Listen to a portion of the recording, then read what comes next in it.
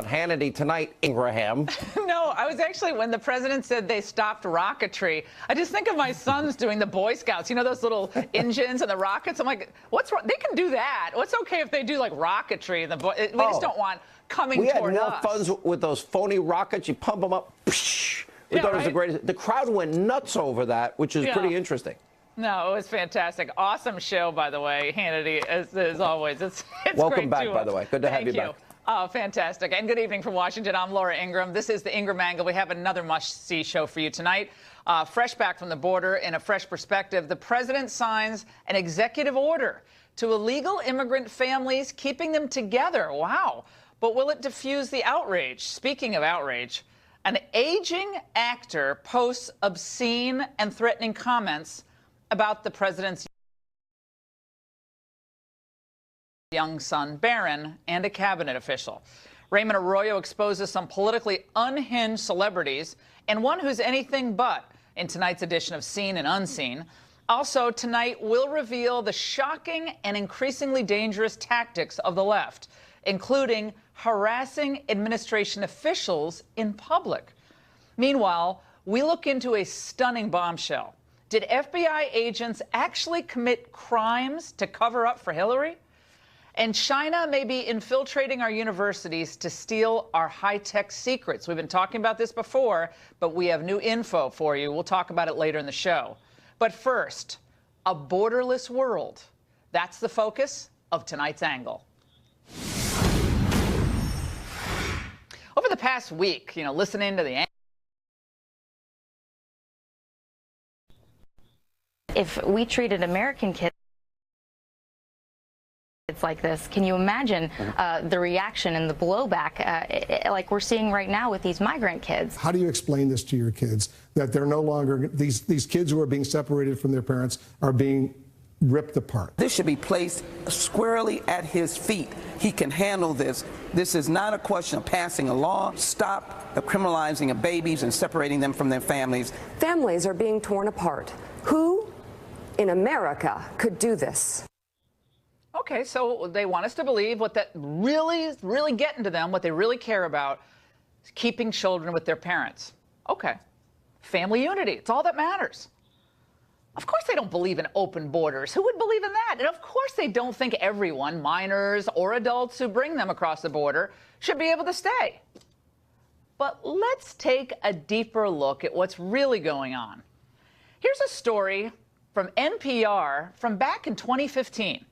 It notes that at one point, President Obama was also detaining 2,000 women and their children who crossed the border illegally.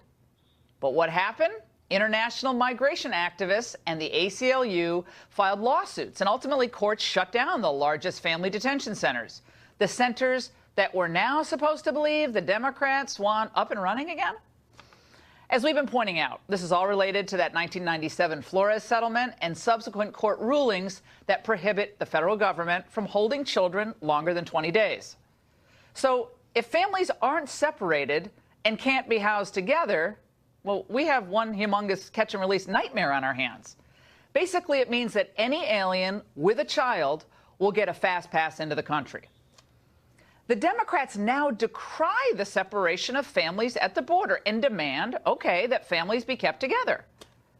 But where exactly would we do that since all the family detention centers have been shut down by that 2015 court ruling, a decision the far-left Ninth Circuit affirmed in 2016?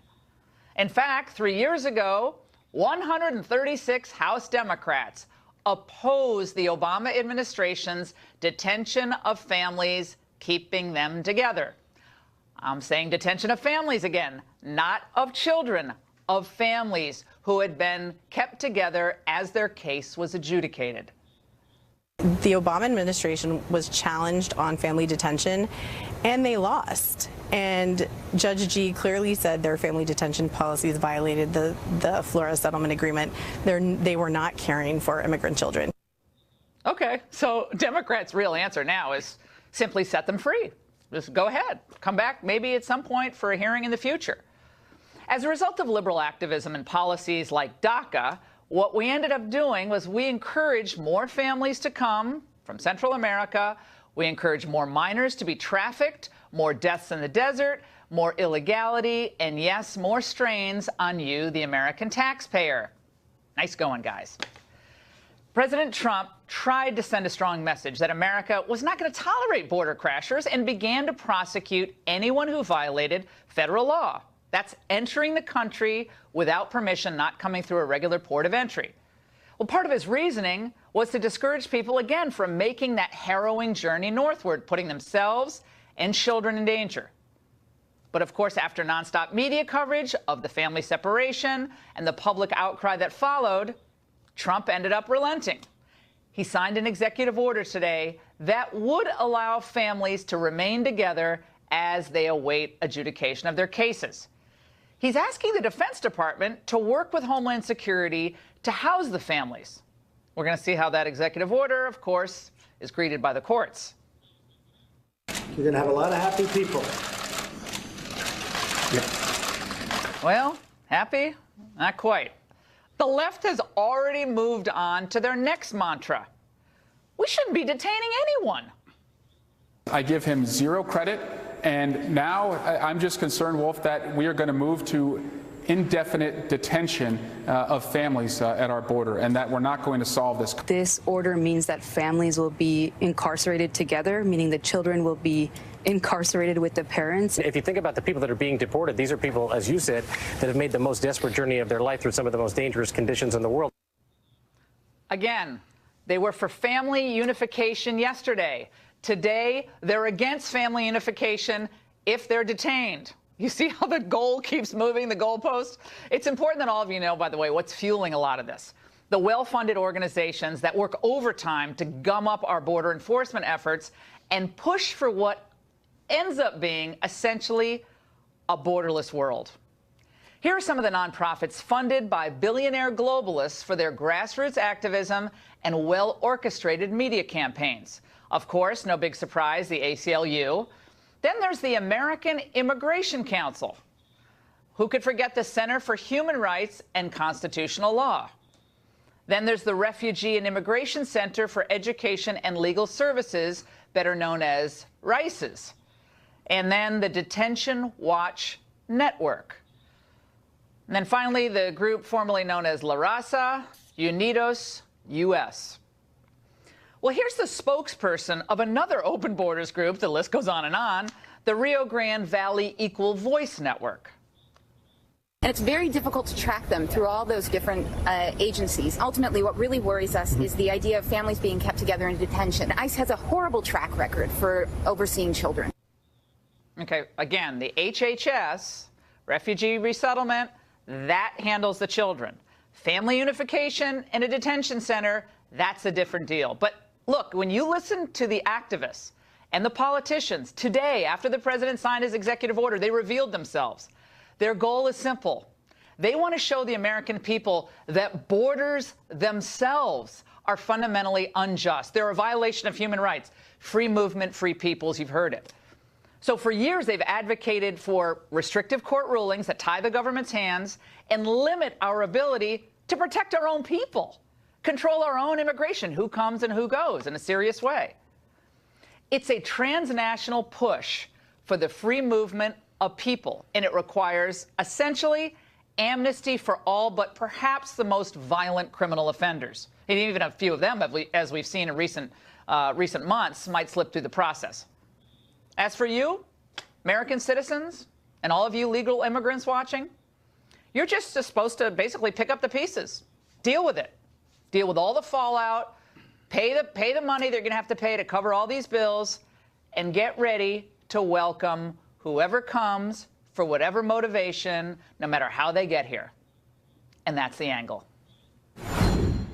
Let's discuss this now with John Davidson, senior correspondent for The Federalist and immigration attorney Francisco Hernandez. It's great to have both of you on. We're going to be joined in a few moments by Dave Bratt for the congressional update on all of this. John, let's start with you. Thank you for I think having there's so much misinformation out there on how this process works. But we have created this nightmare at our border by over many years refusing to enforce the laws that are on the books. John, you wrote a phenomenal piece in The Federalist laying this out. Where are we tonight on this issue? Well, we're in a lot different place than we were just a few months ago. In March, I was down in McAllen, Texas. It's in the Rio Grande Valley there. It's the busiest sector for border crossings. And I was shocked to find out what the system actually is. And I don't think a lot of Americans realize when families come across the border illegally, they're processed. Most of them claim asylum. They're processed by ICE. And when they're released, ICE in McAllen just drives them to a Greyhound station and drops them off there. And then the Catholic Charities, which is just a few blocks away, brings buses and vans over and picks them up and brings them into a respite center and helps them call relatives and friends and family members in the United States, makes sure they get bus tickets to get where they're going, and sends them on their way later that night. Most of the men in this facility had electronic ankle monitors, and many of them told me that as soon as they got to wherever they were going, which is all over the country, they just cut the monitors off and throw them away. That's the system. And if you look at federal records, you see that the number of asylum seekers that have their cases go through the system and are adjudicated, a large number of them are decided in absentia, which means they just never show up for them. And that's the system that we have in place today, and I think that's the system that the Trump administration is trying to fix. Yeah. Yeah, well, they reacted exactly. to saying, we can't keep doing this the way it is. Francisco, I know you have a big heart, and you want to welcome everybody into the United States who wants to come, no matter how they get here. I mean, and I'm saying that enriches the cartels and the human traffickers because they're making big bucks. The Border Patrol last night down in the San Diego sector, chapter and verse, they said the people profiting are the cartels and the human traffickers.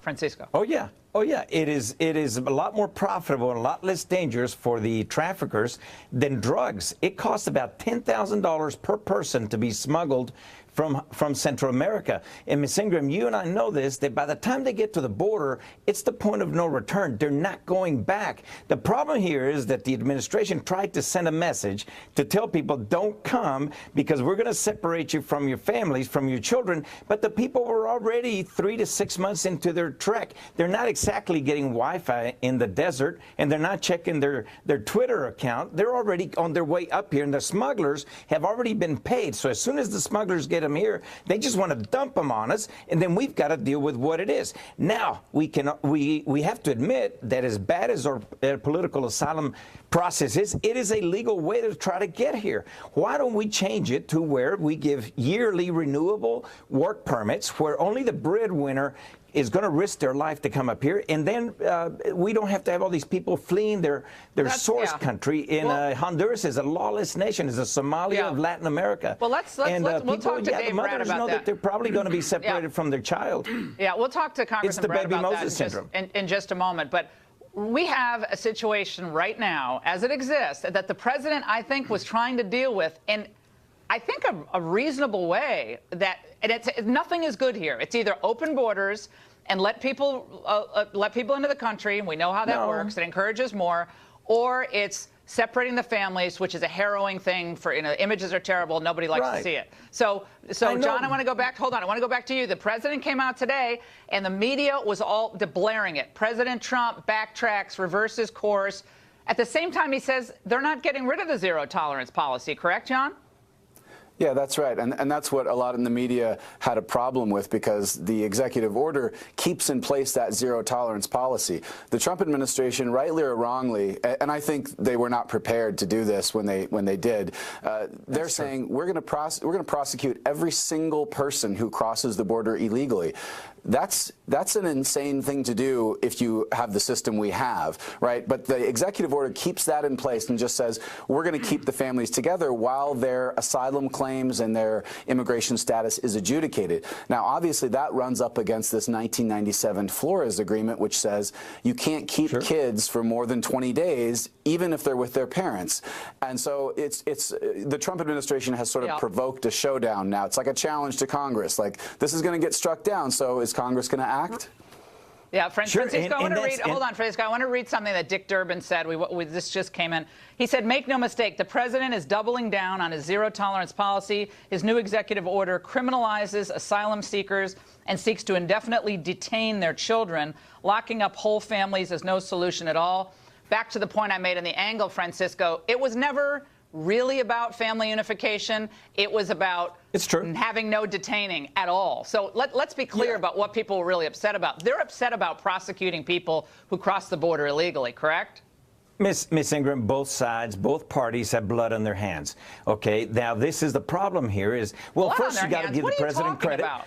Francisco, Well, you can call me Laura. You've been on the show for like 20 years, okay? Fox I for know, 20 years. but Call me Laura. we're in Texas and we have manners. But Francisco, honestly, when you say blood on your hands, that doesn't help, okay? We want to find a compassionate solution. However, we have the rule of law, and what the Democrats are doing is they're revealing themselves here. They don't want anyone detained. They want anyone who crosses the border illegally with a child, or frankly without a child, unless they're a murderer, I guess, to be released pending adjudication, correct? Both parties have failed to take action on immigration in Congress. The answer is correct. That's really where it belongs. You got to, I'll give the president credit for, hey, I made a mistake. He's correcting it. I'm not going to beat up on him because he corrected it. But you don't want anyone detained, he has correct? failed. Francisco, try to answer the question. You don't want any of the like Durbin, mothers, fathers, families, they shouldn't be detained at all. Once they cross not the border. children. Look, an adult can make the decision, but not the children, okay? Okay. We got to place we got to the get to children Dave somewhere. Brad because we got to get the congressional update, guys. Thank you so much. And speaking of Congress, I said we've witnessed a strange spectacle on the House floor today. Finger pointing and heated words between House Speaker Paul Ryan, House Freedom Caucus Chair Mark Meadows. It appeared to be over immigration, but let's get the inside scoop from Congressman Dave Brad. Congressman, what was going on there on the floor? Yeah, I think there was an exchange about what the initial terms of the original Goodlatte bill and the compromise bill. Okay, no one understands what Goodlatte bill is, but we're talking about the immigration bills that are on Capitol Hill now. The Goodlatte bill is closer to what Donald Trump originally said he wanted, but from all accounts, it's never going to pass. It has no chance, dead on arrival, correct? That's not going anywhere. So now we have the compromise bill. Now, a lot of my hardline friends are like, this is amnesty, doesn't really build the wall. It kind of does, but it doesn't. What's the truth? Yeah, no, the truth is it doesn't have the 4 pillars that Trump wanted in it. It doesn't have... He says it does. Yeah, it doesn't end chain migration, ends 2 of the 5 categories. It doesn't really get rid of the lottery system. There's no E-Verify in it. It doesn't take care of sanctuary cities, et cetera. But getting to what Francisco said, he says it's up to Congress. We don't do anything. Blood's on our hands. That's baloney. 6 months ago in January, the Republicans... the Senate Democrats shut down government over this issue, right? They said, give us 700,000 DACA. And we said, okay, we'll compromise. We'll work with you halfway. And they said no. And then Donald Trump comes in and says, we'll do 1.8 million. Yeah, he doubled it. I was like, whoa, what was that all about? The Democrats said no. Yeah, and then we had called their bluff. We have 25 Democrats, 25 Republicans working with 200 Democrats on a bill, on a moderate bill that we're talking about. And no Democrats are showing up. And then last night, the ultimate icing on the cake to show Francisco's totally wrong, we said Ted Cruz and Mark Meadows put in bills on the family unification part. Where that's not the issue. You had it right in your angle, right? It's about open borders, and ultimately the rule of law is at stake. They do not want anyone They don't want any of it, right? This is not about unifying families, as heartwarming as that is, and as we all are worried about that. But if they wanted that and it's like, okay, we'll adjudicate your case, oh, you're going to keep them in internment camps. Right. Well, I mean, thanks. Right. Oh, okay. And so the net conclusion is, what do they want? They want an issue in November. They don't really want to help the kids. They don't want to solve it. They don't want to unify families. We got bills to do that. They don't want a rational immigration policy. They don't want DACA kids. They say they want to help the DACA kids. They're voting no with their feet. Now, on chain migration, why are they only eliminating 2 of the 5 categories? So they would allow adult children to come in, spouses, which is fine. Right. And parents. And parents. Right. And what else? Right. Well, that's about it. And all you need is that, because then you got 1.8 DACA eligible It should kids. be just minor children, right? Minor children and spouses. Yeah, and just so people know, that blows it up from 1.8 million to 3 or 4 million, et cetera, right? And then what are our border security people going to be doing? Can they do border enforcement when we say we're going to do border enforcement? No, they're all going to be processing all those people who have no paperwork coming from Guatemala, Honduras, et cetera, right? So you think they have any documentation to show who the parents are, what their status is? This is what I'm saying. Our Border Patrol, when I was there in San Diego last night, these are the most amazing people, by the way. They are. They're heroes. Great men and women. Right. And I said, how do you determine some? And we have example after example of MS-13 coming in with minors. Let me just give you a couple. May 2nd, 2018, Border Patrol apprehended an adult male who was traveling with his supposed 1-year-old son. He's a known MS-13 gang member, previously removed from the country in 2012. His minor child was released to an uncle. This goes on and on. A rape convict, MS-13, female MS-13 apprehended last month, goes on and on and on. With children, because why, Congressman? You bring a child in, and it's like you can't separate the families. Okay. Yeah, and it's explosive. Bruce Westerman, one of my colleagues, 60 million lethal doses of fentanyl came in over the southern border in the last 6 months. 60 million lethal doses of fentanyl. So it's that, it's MS-13, it's the illegal drugs, and it's the rule of law that's ultimately at stake, right? Where are the Democrats? Democrats tell stories with pictures. Right. Republicans cite numbers and charts. You need the emotion. You're right. They have it on their side. But is this thing going to pass? Immigration bill? No, I don't think either will pass. Well, and then we're going to keep having a chain migration explosion in the United States and across the border. Thank you so much for that insight. How low can they go, by the way? We're going to show you how the radical fringe seems to have lost its collective, whatever is left of its mind, during the latest tantrum over Trump. Stay there. We know when they grow up. The immigration crisis seems to have triggered the left into something far more dark and potentially dangerous. When media outlets allow Nazi and Holocaust comparisons to go unchallenged, it's no wonder that fringe groups are going off the rails. It all started Monday when an Occupy Wall Street account tweeted out supposedly humorous instructions on how to assassinate ICE agents. The tweet has since been deleted. Then yesterday, the radical leftist group Antifa tweeted out a database with the addresses of 1,500 ICE agents and their families. Might this lead to real violence? And where is the condemnation?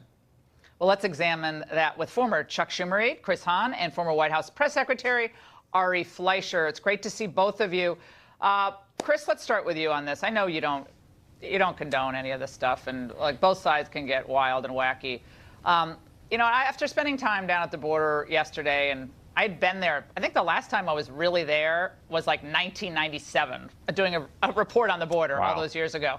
So being there last night and talking to the border agents, these are just great people. I mean, they're just trying to do their job, and Washington seems so far away for them. And to have organizations post their addresses, and they all have children too, how did we get here? That's horrible, and that should never happen. We could have a real debate about what we want to do at our border. We could come up with solutions and comprehensive immigration reform, or we could stop what President Trump started, which he did today, hopefully. But we don't have to be vile about it. And I don't condone that at all. And I think that most mainstream people don't. Look, people's tempers and passions were definitely enraged over this issue. I know myself, I have been very upset by this, what I've been seeing from the border. But there's no reason to start calling people Nazis, and there's definitely no reason to provoke violence. And look, it happens to me all the time from the right. I get lots of hate emails. I got dozens of them after my appearances this week. It happens all the time. It's not good. It should never be good, and it should never happen. Yeah, but we're in the public eye. I mean, you and I and Ari, we're all used to it. I mean, it's like, bring it on. It doesn't bother me. I mean, this is like wimpy men who sit in their basements and their BVDs, like, oh, I'm cool. Absolutely. I'm on Twitter.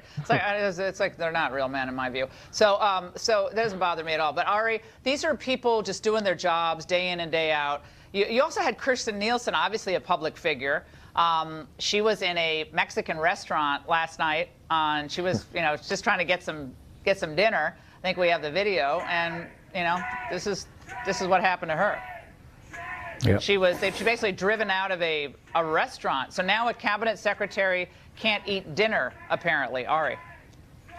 Laura, one of the reasons these things happen is because there is no uprising against the groups that do it. There's no shaming of them. There's no sense of opprobrium that you've crossed a line. The only people who really blow the whistle are Fox News and conservatives. And I assure you, if it was done in reverse, if a conservative engaged in that type of behavior, the New York Times, CBS, CNN, ABC, they would all collectively blow a gasket because they want to draw a line about what's acceptable and not acceptable. So when so much of the media sits relatively silent about these types of behaviors, it only encourages them to keep doing it because nobody they care about is correcting them. So the path is open to them.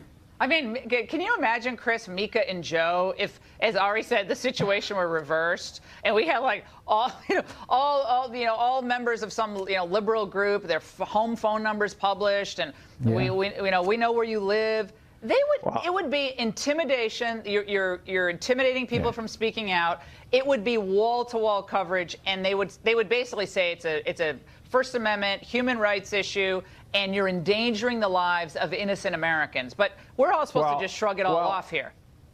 Well, 2 points. One, I'm old enough to remember 2010 when many people were shut down by people who called themselves the Tea Party, including in town hall forums and other forms of protest across America. It happens. People get passionate. As for the Secretary of Homeland Security, she probably should have been at the border trying to understand what was going on and not sitting in a Mexican restaurant where she could be protest, and she was subject to protest. Now, look, I'm not all for people getting protest wherever they were, but she should have been at the border that night. She should have been wondering what's going on. She still has not visited a detention center where children are being held, and that's on her. Wait a second. Obama. Remember when Obama went down there in 2014, Ari, and he went and gave a speech, and he was really close to the border. He didn't even go to the border. He was in Texas when thousands and thousands of people were pouring across the border. So this big deal about, oh, I didn't go to the border. Yeah, Jay Johnson went at the same time when he was being pushed and pushed and pushed, and this thing had been building for several months. They blew off the concern for several months until it got really heated in June of 2014. Jay Johnson told Obama that he would get in. Hold on. Let me get in here. You had your chance. There's a huge difference between a member of Congress holding a town hall, an organized political event, and being heckled and having somebody from an opposing party, in this case the Tea Party in 2010, speak out against them. And somebody, like a border agent, an ICE agent, or even a cabinet secretary, having their privacy invaded by people who don't like what they do in the course of their public life. She was in public. You can't compare the two. One is their daily job, the other is their private life. And you don't want to open that door. If you start to open that door, then what should people?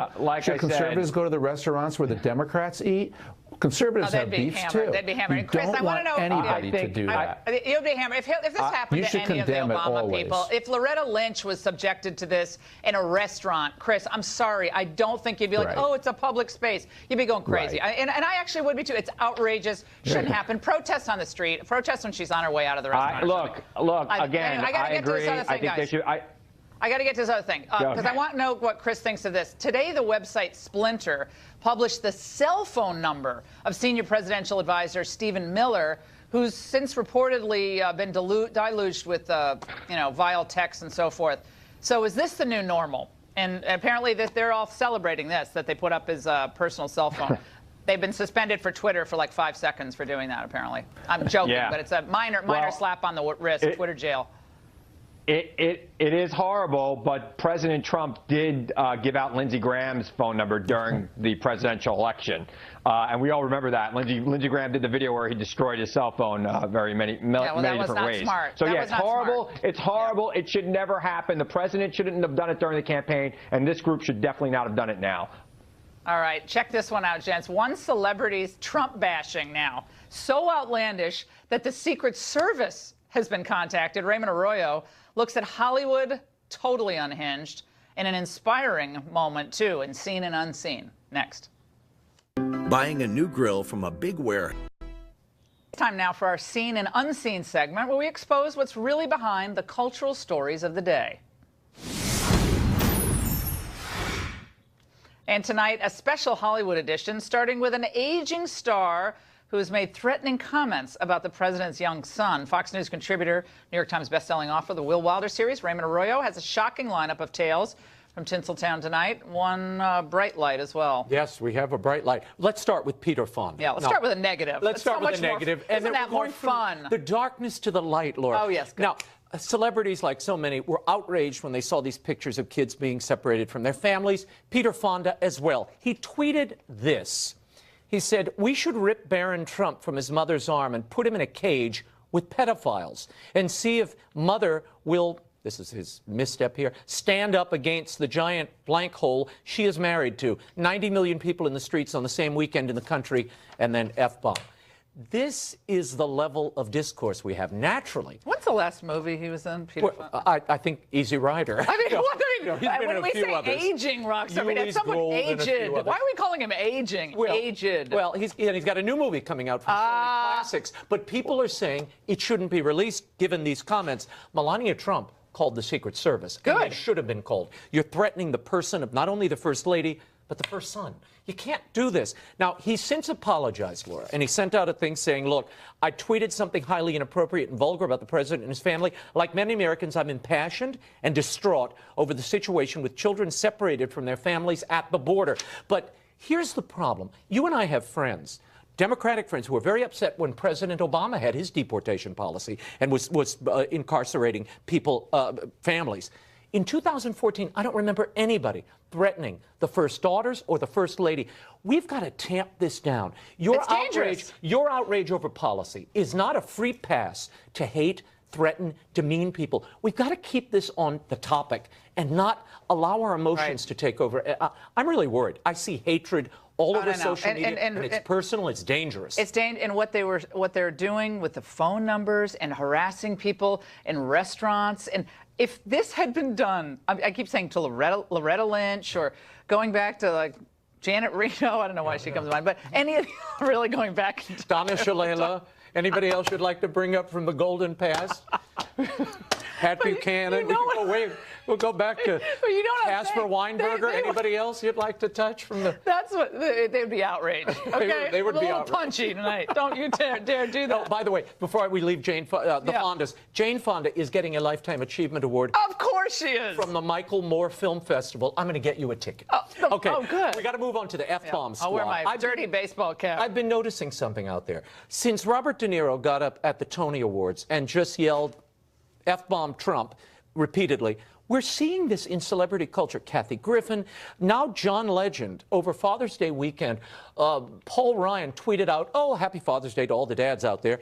Legend tweets back, seriously? F you. Reunite the families at the border and we can talk about Father's Day. John taking some of the families in his compound in Malibu. Why doesn't he bring them all over to his house? Okay, let's really treat them the right way. Let's give them life Hollywood style, Malibu style. I'm sure they'll be hanging out at the cafes in the morning, sipping their tea. If John Legend will bring them in, if people want to disagree over the policy, disagree, but do it amiably and civilly. Was John Legend upset during Obama's time when he was he's supporting upset all those now. people? My problem is they're insinuating a vulgarity into the culture and teaching our kids, yours and mine, that it's okay to just throw an F-bomb, no reason, no argument, just attack. That's not good enough. That's not acceptable. Now I want to get to somebody that's more than acceptable. We got 3 minutes here.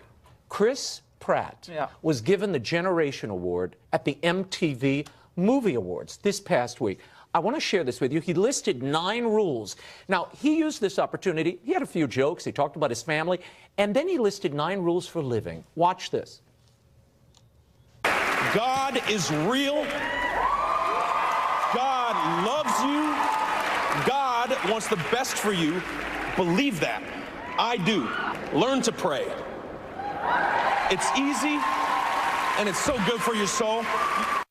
But look at the reaction. Oh, yeah, I like that. See, he also talked about being an influencer and using your platform to affect and touch other people. Something good. He's doing it. And when kids like mine, my Lorenzo loves Chris Pratt, the Parks and Rec Chris Pratt, the Star-Lord Chris Pratt, and the Jurassic Park Chris Pratt. When he says it, it's different than you or I saying it or somebody else. These are people they really look up to. I love that he's using his platform to uplift people and young people. And then he went on. And how often do you hear a celebrity talk about the soul and tell young people, we all need to talk why don't you pray? We do, to remember what this is about and the journey we're really on. But then he said this. So often we hear, sweetheart, you're perfect, don't change. Chris Pratt had a different message.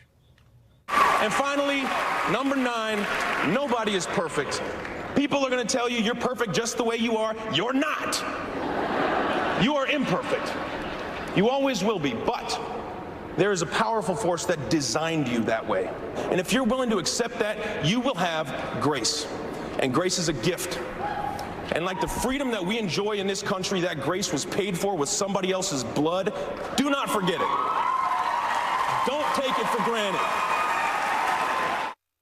I'm going to the church of Chris Pratt. I just love the reaction. I need homilies like that at Mass. I mean, come on. Uplifting, fun. He told a poop joke. He told other things. Interesting. Cosmo, when they reported this, they didn't mention any of his God talk. Oh, they that's just a mentioned shock. the jokes. But that was a critical thing we just heard. You're not perfect. We are all imperfect. We're all craving grace and need it. And I love that Chris Pratt brought us some grace and brought it to nice. young people who need to be uplifted. They're often attacked with stuff we heard earlier today. F-bombs, yeah, being and crass, you know, Raymond, you're mentioning very this point, different and message. social media, I mean, it's so easy. Social media is such a bad influence.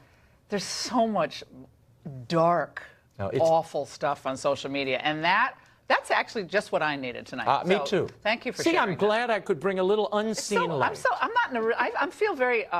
It's very awkward having such a positive. You want something a little more. Yeah, can we go back to satire? This is very uncomfortable. Friday is coming. We'll find something. Friday Follies. satirical Okay. for you. All right. We might have the biggest revelation yet. By the way, the entire course of the Hillary and Russia investigations. What am I talking about? Potentially explosive bombshell dropped in a House hearing. Why could change everything.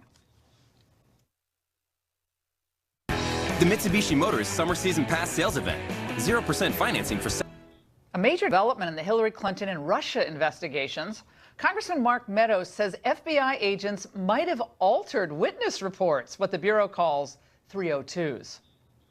There is growing evidence that 302s were edited and changed. It is suggested that they were changed to either prosecute or not prosecute individuals, and that is very troubling. During yesterday's House hearing, DOJ Inspector General Michael Horowitz replied that he may have information confirming that, and he was investigating it. If the FBI agents committed crimes by altering evidence, the consequences would be enormous. Let's discuss that with former FBI National Spokesperson John Iannarelli and former U.S. Attorney Guy Lewis. John, let's start with you. Have you ever heard of anything like this before? Absolutely not. There is no way to alter a document without consequences. That's very, very basic in the rules of the FBI, even to the point if I put the incorrect date on a report, I would do a separate 302 to reflect I mistakenly put the incorrect date. There's no changing the facts of anything. I want to talk to Guy about this as well. I think it's important to listen to part of the exchange from yesterday when Meadows was questioning Horowitz, again, about the identity of these individuals whose names were not used in this report. Let's watch. You said, I think I'm correct, that they did not want that divulged because they actually worked in counterintelligence. Is that correct? That's what we were told by the FBI. Those two attorneys, do they not work for Trish Anderson? Those two attorneys work in the Office of General Counsel. Yeah, and so would one of those attorneys be Sally Moyer? I'm going to defer to what the FBI. But they don't work in counterintelligence. I mean, if that's the reason the FBI is giving, they're giving you false information because they work for the General Counsel. Guy, what's going on here? Is this could this be potentially criminal wrongdoing on the part of the FBI for not mislabeling, improperly identifying the general identity of these actors in this report? And why do we have to keep their names secret? To me, if they're working for the general counsel, why are we keeping their names secret? Laura, it makes no sense, and it is a big deal. It truly is. John's 100% right in the sense that you don't go in and start doctoring, changing reports, 302s. The 302, the report that the FBI uses, is meant to take down investigation, things that are happening, activities of the investigation, and also when you sit there and interview, like when they were interviewing Secretary Clinton, they would have generated one 302 as a result of the interview. Now, they can't go back and make changes, and if they've lied about it to the OIG, that in and of itself is a criminal offense subject to prosecution. It's very, very serious business. Well, you worked with both Christopher Wray and Michael Horowitz, Guy. So, I mean, do these guys take this seriously? I mean, Horowitz kind of seemed to want to defer on naming one of the individuals. He wouldn't confirm or deny it was this Sally Moyer. But Christopher Wray was like, oh, none of this impacts the credibility of the Bureau. He was coming out and defending the Bureau about the overall report the other day. But, I mean, this is ridiculous. I mean, this can't stand, can it? Laura, I understand Chris, Director Wray, defending the Bureau. There's a lot of great women and men out there that are just working their hearts out to keep us safe day in and day out. But when you look at what happened here, the very top of this really elite law enforcement agency, the director, the assistant director, who's now been referred to prosecution, the director who's been fired, some would say in disgrace, the deputy assistant director was led out of the building and walked and escorted out of the building. And then you look at the lawyers and how Mike Horowitz, the IG, who is a tough nut, he is a hard-nosed prosecutor, and I believe truly that he's going to get to the bottom of this. But when you look at the top of the organization, Right. I got to tell you, Laura, it's very, very, very troubling. Yeah, John, the fish rots from the head. Is that the saying? I think the head down, or I mean, the head of the fish is rotten. The fish is dead, or the fish is rotten. I don't know, but it seems to me that you can't come out and say after this IG report, oh, the bureau stands on its credibility and the great men. Of course, there are great men and women, but two of the most important investigations of the last 5-10 years. Hillary email investigation and the Trump-Russia investigation. Hillary email investigation had real problems. Now it looks like they may have altered the documents. Well, what I would suggest to Director Wray, I think he's doing the right thing in trying to clean house of the problems that existed under his predecessor. In the goodwill speech to the troops, it's important to keep the morale up because the vast majority of these agents and support personnel are doing a great job. But as far as talking to the general public, the public wants to have confidence in the FBI. If I could make any suggestions to the director, it's time to face the public directly and say, mistakes were made. I'm working at cleaning up the mistakes so that you can have confidence. Not say everything's fine, because right now it isn't. Public perception is bad. And Guy, that's a great point. I mean, you want to see him mad. You want to see Chris Wray really upset. Like, this can't be. We have great people. It's not going to happen on my watch. It's ridiculous. We get to the bottom of it. I think that's a great point, John. But Guy, on this issue of extracting texts, why is it that the DOJ will not get these text messages to members of Congress and obviously to the OIG in a timely fashion? They had to go to the Department of Defense, the Inspector General's office, had to go there to get the text. What's that about?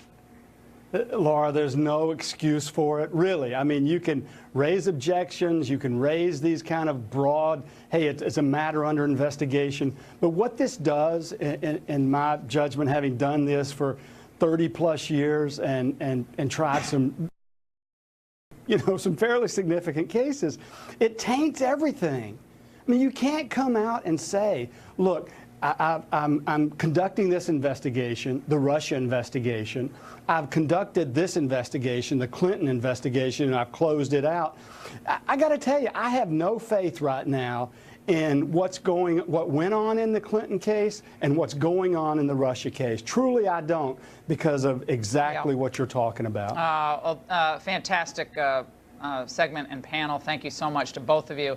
Both highly experienced people with actual knowledge about how this type of process works. Really important for the developments we brought to you tonight. And up next, we reveal how China may be stealing our high-tech secrets right under our noses. Chinese universities.